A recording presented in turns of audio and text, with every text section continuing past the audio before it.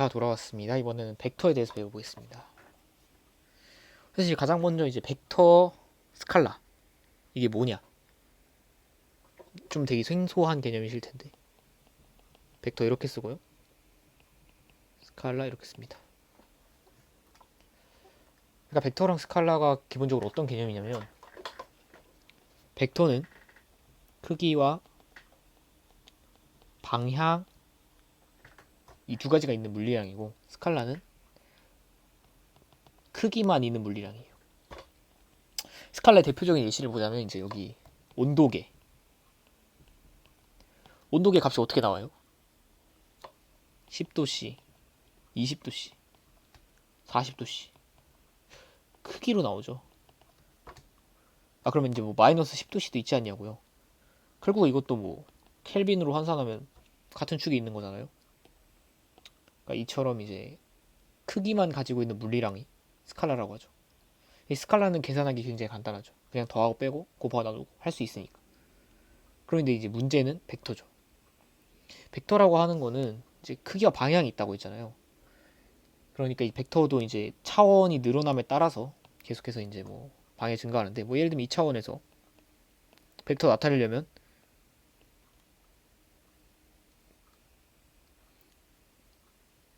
점 두 개 알아야 되죠. 뭐 점 두 개는 당연히 알아야 되는 거고, 2차원이니까 여기 x1, y1, x2, y2 이렇게 두 개의 좌표를 가지고 표현을 해야 되죠. 3차원에선 x1, y1, z1, x2, y2, z2 세 개의 숫자를 가지고 표현해야 돼요. 이렇게 다양한 숫자를 가지고 표현되는 물리량이기 때문에 우리가 단순하게 더하고 빼고 할 수가 없어요. 그러니까 이제 우리가 약속들을 해 나가고, 이제 벡터끼리는 어떻게 계산하는지, 또 벡터랑 스칼라는 어떻게 계산하는지, 이런 것들에 대해서 우리가 약속을 정해놨다는 거죠. 그리고 이런 약속은 이제 물리학을 하면서 굉장히 중요해져요. 이제 가장 먼저 이제 우리가 1 더하기 1을 배우면, 1, 2, 3, 4를 배우고 나서 뭘 배워요? 1 더하기 1을 배우죠. 마찬가지입니다.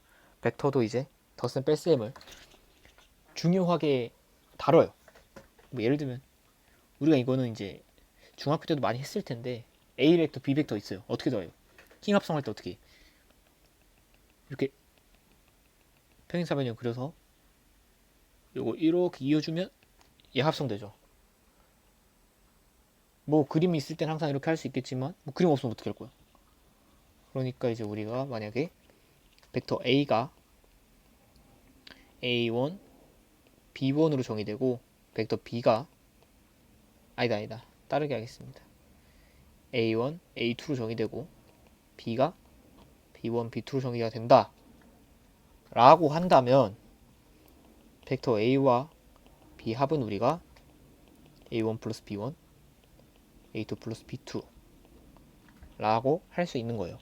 그러니까 이제 각각의 성분에 대해서 우리가 덧셈을 해주면 벡터의 덧셈은 이제 간단하게 할 수 있어요. 근데 벡터 뺄셈을 이제 그림으로 한다 치면은, 예를 들면 A 마이너스 B를 한번 생각을 해볼게요. 생각을 먼저 해볼게요. 자, 이 말은 뭐냐면 결국 A 벡터에다가 마이너스 B 벡터를 더하는 거랑 똑같죠? 자, 벡터에다 마이너스 붙으면 어떻게 될까요? 방향이 바뀌어요. 그러니까 이 B 벡터의 방향이 이렇게 바뀌고, 결국에 A 마이너스 B는 뭐냐면 이 A 벡터와 마이너스 B 벡터의 합성인 거죠. 이렇게 결국 이 방향의 성분이 되겠네요. 근데 이것도 마찬가지예요. 앞에서처럼 A 벡터 마이너스 B 벡터는 A1 마이너스 B1, A2 마이너스 B2 이런 식으로 계산을 해낼 수 있습니다. 다음은 곱셈이에요. 곱셈이 사실 조금 어려운 내용인데, 왜냐면 우리가 곱셈을 상식적으로 생각하기 좀 쉽지 않잖아요. 그래서 우리가 두 가지 종류의 곱셈이 있어요. 내적과 외적입니다. 그래서 내적은 결론적으로 말하면 벡터 두 개를 곱해서 스칼라를 만드는 거고, 외적은 벡터 두 개를 곱해서 벡터를 만드는 과정이에요. 눈치 빠르신 분들 눈치채셨겠지만 제가 여기다가 점을 찍고 X를 그렸죠.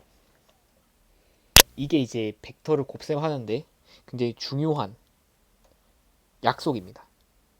지금 여기서도 보실 수 있겠지만 벡터 계산하는데 이제 중요한 약속이에요. 그러니까 이제 벡터랑 벡터를 곱해서 스칼라가 된다. 이게 무슨 말이냐면 이 경우에는 벡터 두 개가 이런 식으로 다른 각도로 있으면 이 벡터 하나를 한쪽에 투영시킨 다음에 이 두 값의 크기를 단순히 곱해주는 형태로 값을 구한다는 뜻이고, 이 외적 같은 경우에는 이 두 벡터를 포함하는 평면에 수직한 어떤 다른 벡터 하나를 새로 만들어내는 거죠. 이게 개념이 굉장히 문제를 많이 푸셔야 이해가 될 것 같은데, 간단하게 앞에서 말씀드렸던 것처럼 그냥 어떻게 계산하는지를 우선 알려드릴게요. 요런 벡터 하나 정의했습니다. 내적을 하게 되면 여기서 중요한 점이 외적 같은 경우에는 벡터를 3차원 상에서 해결해야 돼요. 그도 그럴 것이 하나 두 개가 있으면 이 같은 평면 내부에는 외적한 벡터가 오지 않아요. 절대. 두 평면의 두 벡터를 포함한 평면에 수직한 성분의 벡터가 바로 외적의 결과값이기 때문에. 그럼 이제 이 내적 값을 구하면 a1, b1 플러스 a2, b2 이 값이 결국에는 이것과 같아요.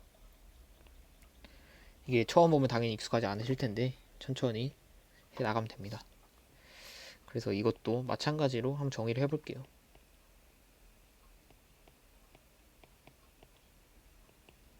제가 지금 0이라고 해둔 이유는 지금 이 XY 평면 상에서 정의를 했기 때문이에요.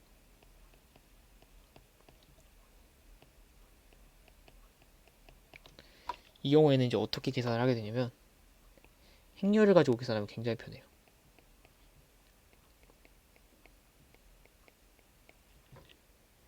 이렇게 하게 되면 K에 해당하는 성분만 남겠죠?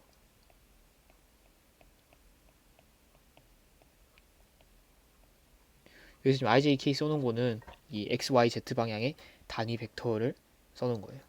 그래서 이런 크기를 가지고 이제 벡터가 만들어지게 되는 거죠. 그러니까 얘가 X, 얘가 Y면은 Z 방향으로의 벡터가 생성이 된다. 이 말입니다. 그래서 벡터 외적이 자주 쓰이는 부분은 이제 토크나 가군동량처럼 회전하는 물체들에 대한 물리량을 계산할 때 주로 벡터의 외적이 많이 쓰이고요. 벡터의 내적이 쓰이는 예시는 이제 일의 크기를 구할 때, 에너지 다룰 때 상당히 많이 쓰이는 개념입니다. 여기까지 하면 이제 벡터의 기본에 대해서 대충 느낌은 오셨을 거라고 생각이 되고요. 이제 더 자세한 부분은 나중에 문제를 풀면서 한번 설명을 드리도록 하겠습니다. 감사합니다.